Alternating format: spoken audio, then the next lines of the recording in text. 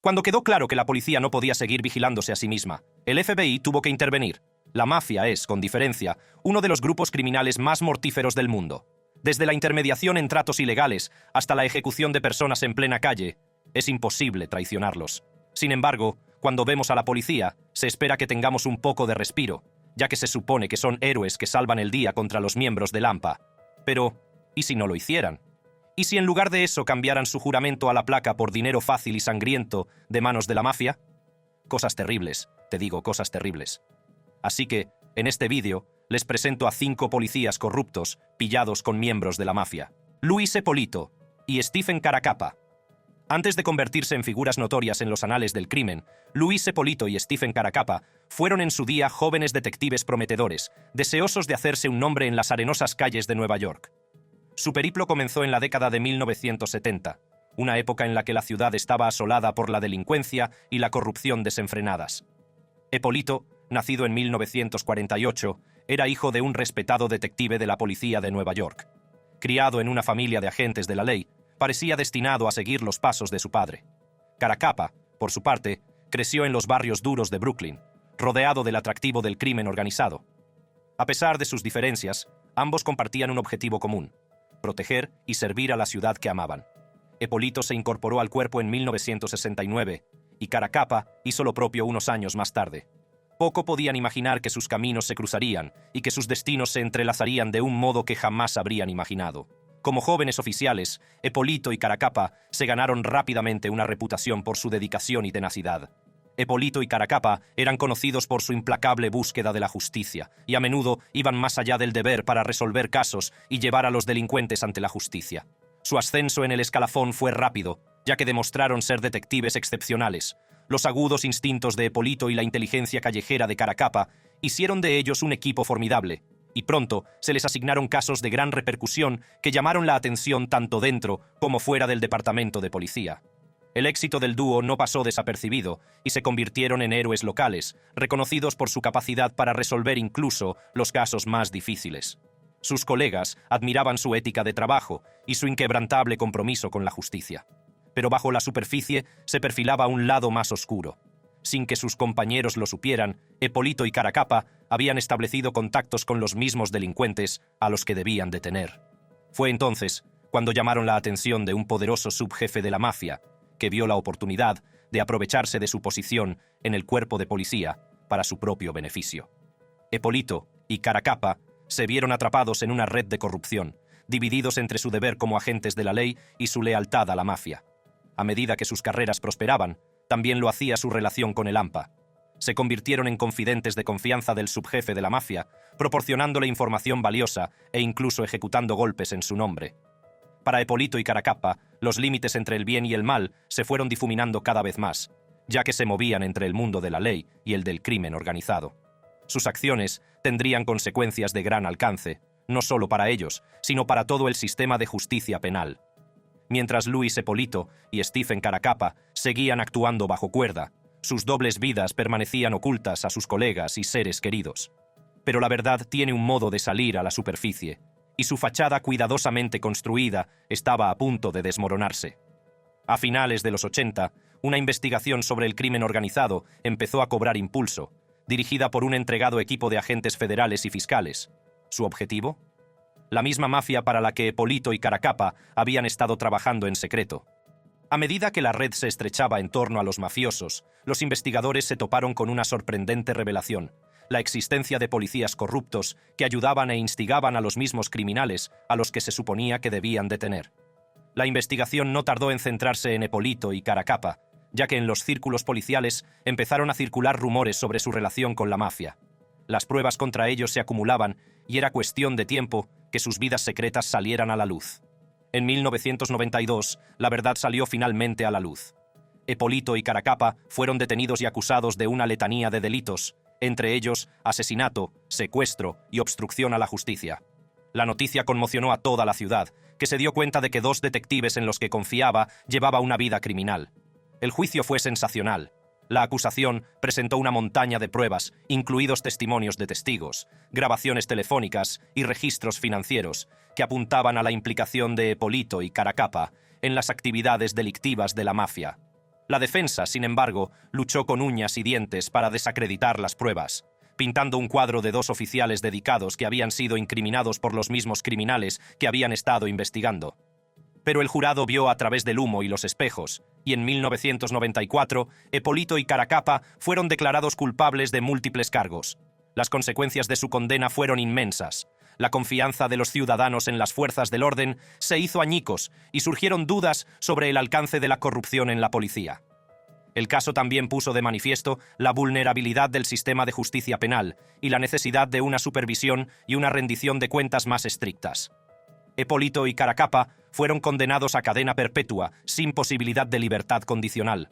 Sus carreras, antaño prometedoras, habían llegado a un final vergonzoso, dejando un rastro de devastación a su paso. Pero la historia no acaba ahí. El legado de sus crímenes sigue resonando, ya que las repercusiones de sus acciones todavía se dejan sentir hoy en día. El caso de Luis Eppolito y Stephen Caracappa es un escalofriante recordatorio de los peligros del poder sin control y de la delgada línea que separa la justicia de la corrupción. Detective Héctor Rosario. Todo empezó en el Gran Café, una cafetería aparentemente inocente de Lynbrook. Pocos sabían los desprevenidos clientes que, entre bastidores, las familias Bonanno y Genovese utilizaban este establecimiento como cuartel general de una elaborada trama de apuestas.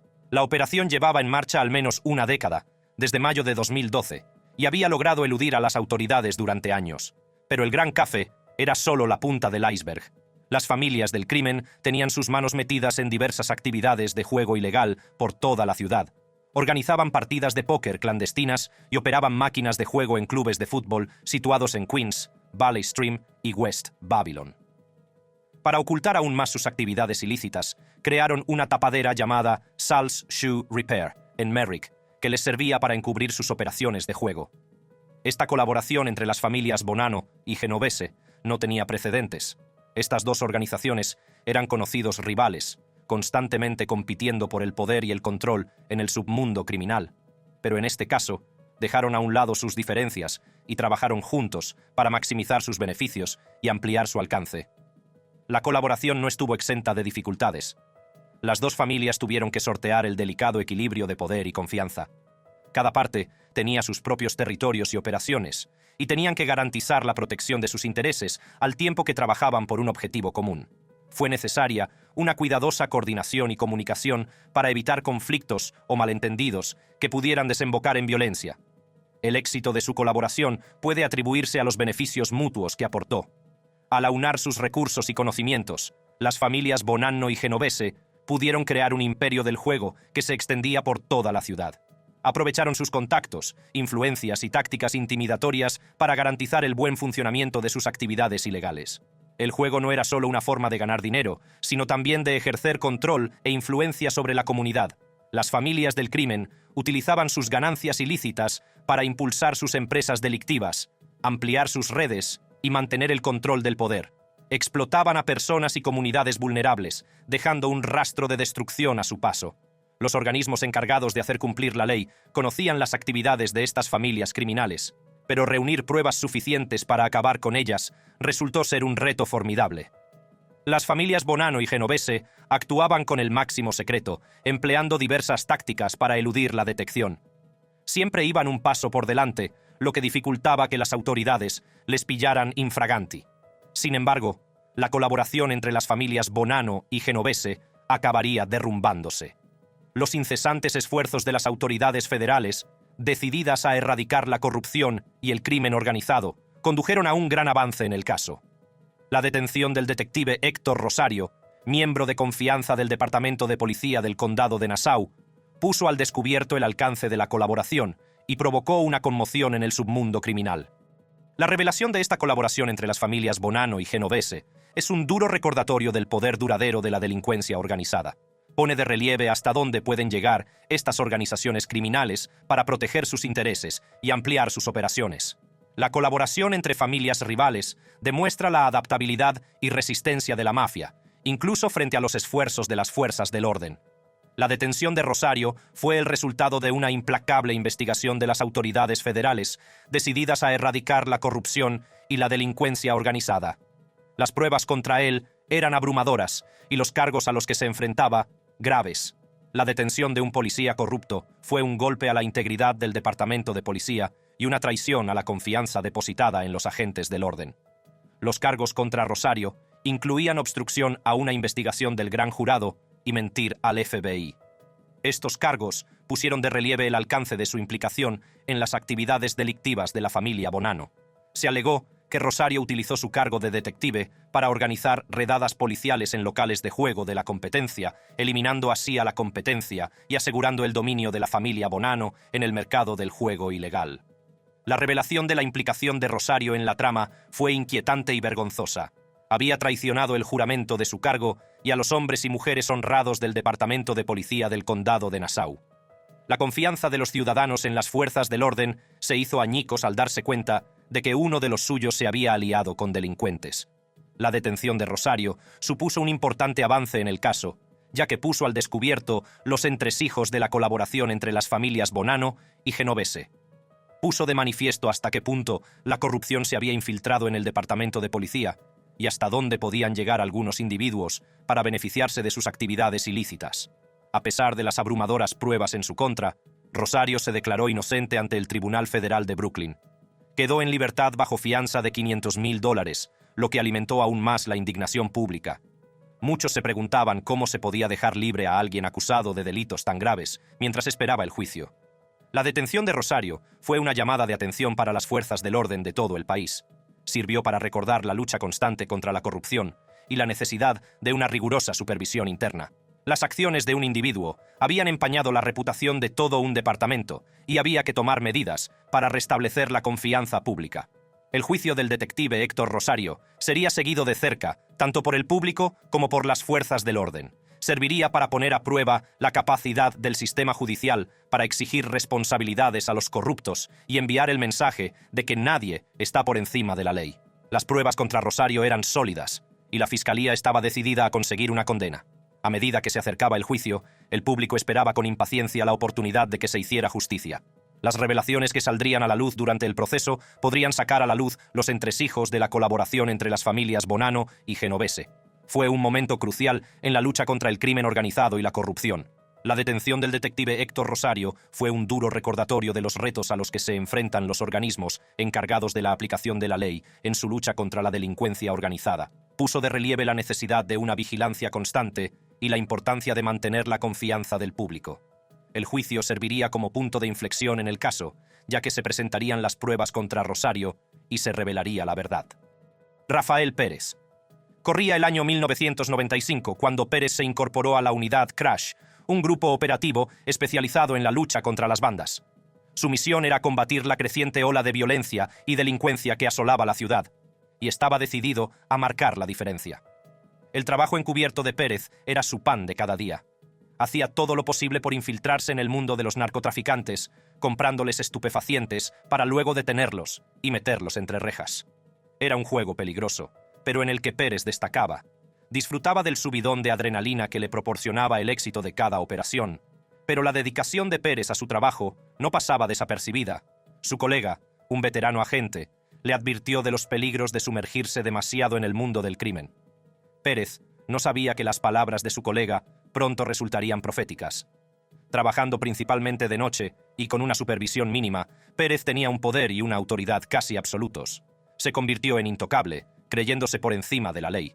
Esta nueva arrogancia le llevaría por un camino oscuro y traicionero. Fue en este mismo edificio donde la vida de Pérez daría un giro siniestro. Junto a su compañero, Nino Durden, Pérez disparó e inculpó a un pandillero desarmado de 19 años llamado Javier Obando. Las consecuencias de sus acciones serían devastadoras. Obando, antaño un joven con sueños y aspiraciones, estaba ahora postrado en una silla de ruedas, con la vida alterada para siempre por las corruptas acciones de Pérez y Durden. Pero el verdadero alcance de su traición solo saldría a la luz durante el juicio de Obando. Pérez y Durden, movidos por sus retorcidos planes, mintieron bajo juramento y afirmaron que Obando había intentado asesinarlos en un apartamento abandonado. Pero la verdad era mucho más siniestra. El edificio no estaba abandonado. Obando vivía allí, en el mismo piso donde Pérez y Durden habían establecido un puesto de observación. A pesar de las desesperadas súplicas de inocencia de Obando, sus palabras cayeron en saco roto. El jurado, influido por el perjurio de Pérez y Durden, le condenó a 23 años de prisión.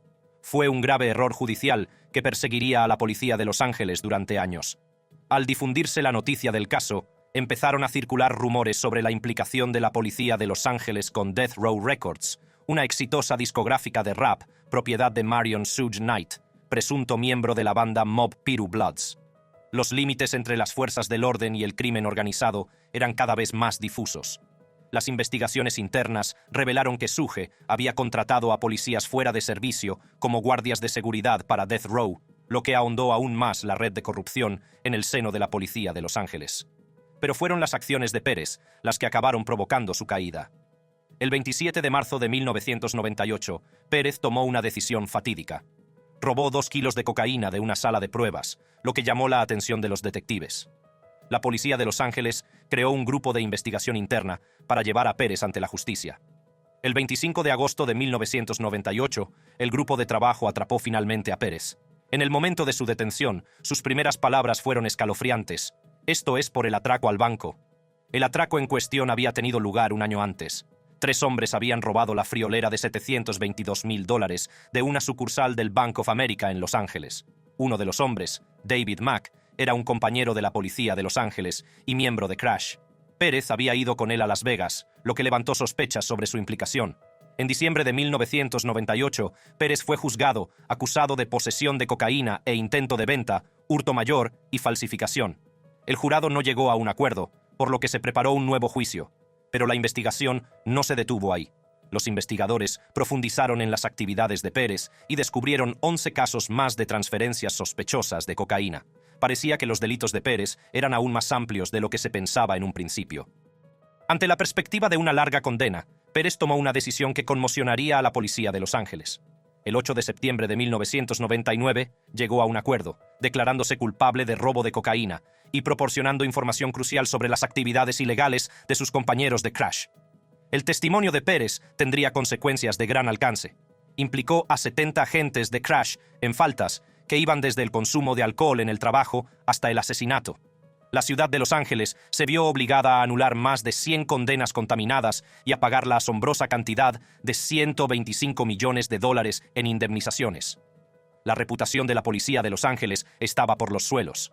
Al conocerse la noticia, la confianza del público en la policía cayó en picado. La comunidad se sintió traicionada por quienes debían proteger y servir. Las condenas contaminadas por el perjurio de Pérez habían destrozado vidas y erosionado la fe en el sistema judicial. Los ciudadanos indignados salieron a la calle para exigir justicia y responsabilidades. La policía de Los Ángeles se vio obligada a enfrentarse a problemas profundamente arraigados en sus filas y a tomar medidas decisivas.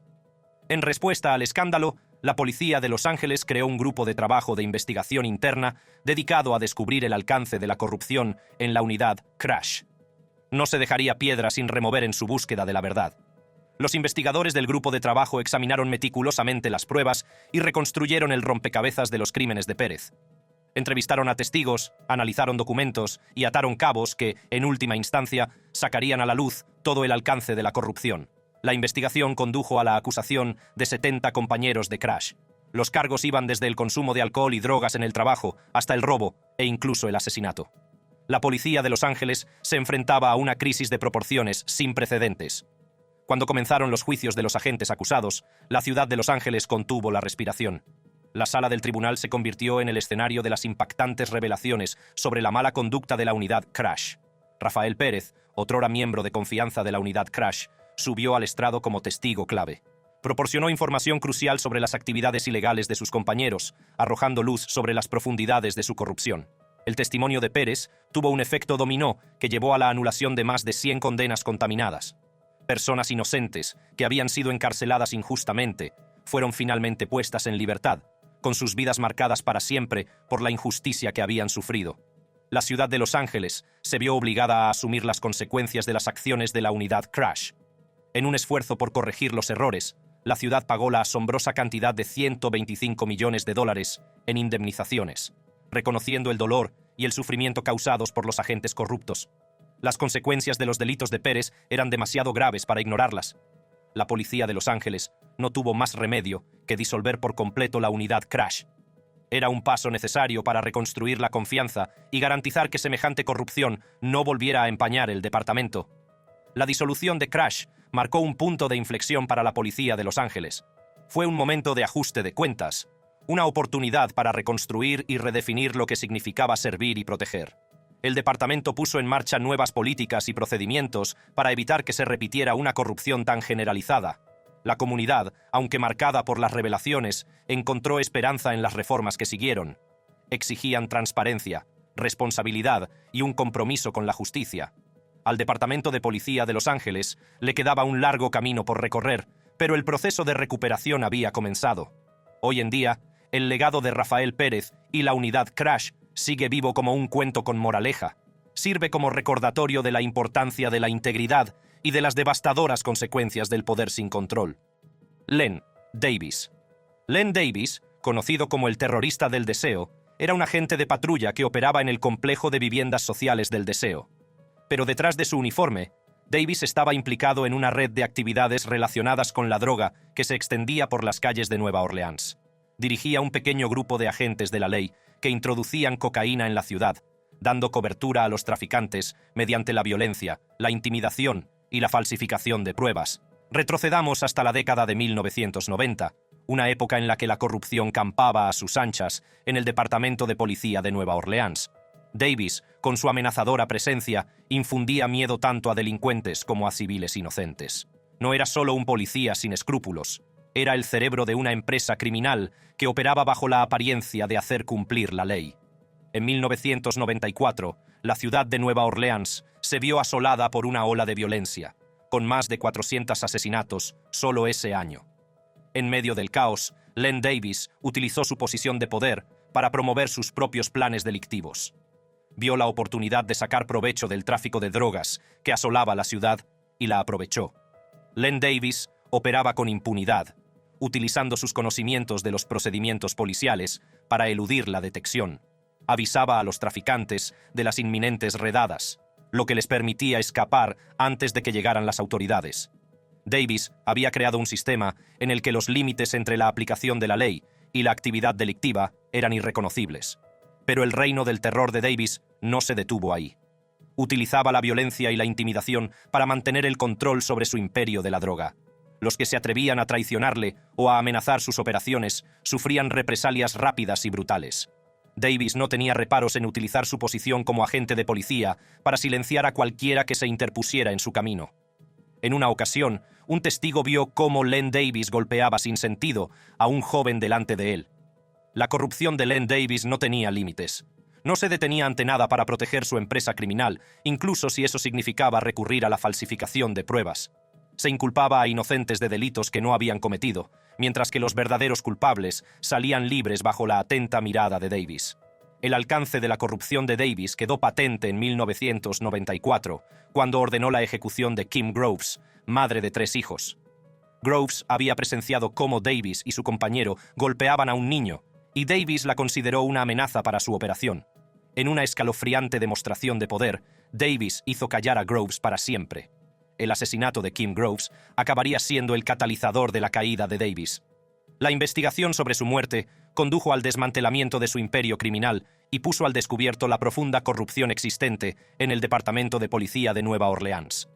En 1996, Len Davis fue condenado por conspiración ante un tribunal federal. El juicio arrojó luz sobre los fundamentos de su red criminal, revelando el alcance de su implicación en actividades relacionadas con la droga y hasta dónde llegaba para proteger a los traficantes. Davis fue condenado a muerte y permanece encarcelado en la penitenciaría de Terre Haute, Indiana. La detención y condena de Len Davis debería haber marcado el final de su reinado de terror. Sin embargo, el impacto de su corrupción siguió persiguiendo a la ciudad de Nueva Orleans. Durante casi 3 décadas, los casos en los que intervino Davis durante su permanencia en el cuerpo quedaron sin revisar, dejando a personas inocentes encarceladas y a los verdaderos autores de los delitos libres para vagar por las calles. La revisión de los casos relacionados con Len Davis es solo el principio. La oficina del fiscal del distrito está reevaluando cientos de casos, tratando de rectificar las injusticias causadas por su corrupción. Es un proceso largo y arduo, pero necesario para restablecer la fe en el sistema judicial. La detención y condena de Len Davis debería haber marcado el final de su empresa criminal, pero el impacto de su corrupción siguió repercutiendo en las vidas de los condenados, injustamente. Durante años, los casos que tocó Davis quedaron sin revisar, dejando entre rejas a personas inocentes, mientras los verdaderos autores seguían en libertad. No fue hasta hace poco que los fiscales de Orleans Parish, junto con un equipo de abogados defensores, empezaron a revisar sistemáticamente los casos relacionados con Len Davis. El objetivo era descubrir la verdad, corregir los errores cometidos y hacer justicia a quienes habían sido encarcelados injustamente. El proceso de revisión fue una tarea de enormes proporciones, ya que implicaba revisar cientos de casos que habían sido manchados por la corrupción de Davis. Había que examinar meticulosamente cada caso, reevaluar las pruebas y volver a interrogar a los testigos. Fue una carrera contrarreloj para descubrir la verdad y hacer justicia a quienes habían sufrido durante demasiado tiempo. A medida que se desarrollaba el proceso de revisión, empezaron a surgir revelaciones impactantes. Quedó claro que las condenas de Bernell Juluk, Kunta Gable, Leroy Nelson y muchos otros se basaban en pruebas defectuosas, testimonios coaccionados y la manipulación de los hechos por parte de Len Davis y sus colaboradores. Bernell Juluk, Kunta Gable y Leroy Nelson, conocidos como los Tres Davis, fueron condenados injustamente por el asesinato de Rondell Santinak. Sus condenas se basaban únicamente en el testimonio de Len Davis, que los había implicado falsamente en el crimen. La verdad era que eran víctimas inocentes atrapadas en la red de corrupción de Davis. La lucha por la justicia no terminó con la revisión de los casos. Fue solo el principio. Las condenas erróneas pusieron de manifiesto los profundos fallos del sistema judicial y la urgente necesidad de una reforma. Los fiscales de Orleans Parish, junto con grupos de defensa y activistas comunitarios, se unieron para impulsar cambios que impidieran que tales injusticias se repitieran. Julian Pesina. Por último, nos adentramos en el intrigante trasfondo de la doble vida de Julián Pesina y su implicación con la tristemente célebre mafia mexicana de Texas. Julian Pesina, agente de policía de Balcones Heights, llevaba una vida de engaños. En apariencia, parecía un agente de la ley entregado a su trabajo, que había jurado proteger y servir a la comunidad. Pero a puerta cerrada, Pesina estaba enredado en una red de crimen y corrupción, operando como miembro de la mafia mexicana de Texas. El viaje de Pesina al oscuro mundo de la mafia mexicana comenzó años antes de su trágica muerte. Según los registros del Tribunal Federal, Pesina afirmaba ser miembro de la banda, pero no se había presentado ante ellos en 6 años. Sin embargo, una cuantiosa multa de $6,000 se cernía sobre él, un recordatorio de su implicación en el pasado y de las deudas que tenía. Para saldar su deuda y mantener su posición dentro de la banda, Pesina empezó a rendir cuentas a los líderes de la banda, concretamente a Jerry Hidrogo y Rubén Reyes. También reanudó la venta de drogas a otros miembros de la banda, enredándose aún más en una vida de delincuencia. Estas reuniones secretas y la venta de drogas se convirtieron en parte habitual de la doble vida de Pesina. Fue durante uno de estos negocios cuando se descubrió que Pesina era agente de policía. La conmoción y la traición de los miembros de la banda fueron inmensas. Pesina se había infiltrado en sus filas, haciéndose pasar por uno de los suyos y al mismo tiempo cumpliendo la ley. Esta revelación conmocionó a toda la mafia mexicana de Texas y dio lugar a una investigación sobre el trabajo de Pesina. A medida que Pesina seguía caminando por la delgada línea que separa sus deberes policiales de sus actividades delictivas, sus compañeros empezaron a sospechar. El agente Kenneth Ortiz, preocupado por los vínculos de Pesina con la mafia mexicana, planteó sus dudas al entonces jefe de policía de Balcones Heights, Henry Domínguez. Sin embargo, estas preocupaciones fueron desestimadas, dejando que la doble vida de Pesina floreciera en las sombras. Sin que Pesina lo supiera, el FBI había estado vigilando de cerca sus actividades. Se instalaron cámaras de vigilancia secretas que captaban todos sus movimientos. La semana anterior al asesinato de Pesina, el FBI se preparaba para actuar, planeando arrestarle y exponer al mundo sus corruptos negocios. El escenario estaba preparado para un dramático enfrentamiento entre las fuerzas del orden y el AMPA. La doble vida de Julián Pesina había llegado a un punto de ebullición, y las consecuencias serían mortales. Fue una fatídica noche del 4 de mayo de 2014, cuando Julian Pesina se encontró fuera de la tienda de tatuajes y piercings Notorious Inc. en Balcones Heights. Estaba allí para reunirse con Jerry Spooks Hidrogo, un compañero de la mafia mexicana de Texas. Lo que se suponía que iba a ser un pago rutinario de su impuesto semanal se convirtió rápidamente en una espeluznante ejecución. Mientras Pesina se encontraba fuera de la tienda de tatuajes, dos hombres armados con una escopeta y una pistola llegaron en un coche blanco. Sin previo aviso, abrieron fuego contra Pesina y sus balas desgarraron su cuerpo. El sonido de los disparos resonó en la noche, rompiendo la ilusión de seguridad en este barrio aparentemente normal. El asesinato de Julián Pesina conmocionó tanto a la comunidad como a las fuerzas del orden. El descaro del ataque, unido a la revelación de la doble vida de Pesina, hizo que todos buscaran respuestas, pero pocos sabían que la verdad estaba a punto de desvelarse. A medida que se desarrollaba la investigación, las fuerzas del orden trabajaron sin descanso para llevar ante la justicia a los responsables del asesinato de Pesina. Sus esfuerzos les llevaron a Toledo, Ohio, donde detuvieron a Jerry Spooks Hidrogo, el conductor del coche blanco aquella fatídica noche. Hidrogo, ante el peso de sus crímenes, tomó una decisión que cambiaría el curso de la investigación. A cambio de clemencia, Hidrogo accedió a testificar contra Alfredo Freddy Lou Cardona y Jesse J. Santibáñez, dos individuos que desempeñaron un papel fundamental en el asesinato de Julián Pesina. La sala del tribunal se convirtió en el escenario de las impactantes revelaciones que pondrían al descubierto su profunda implicación en la mafia mexicana de Texas.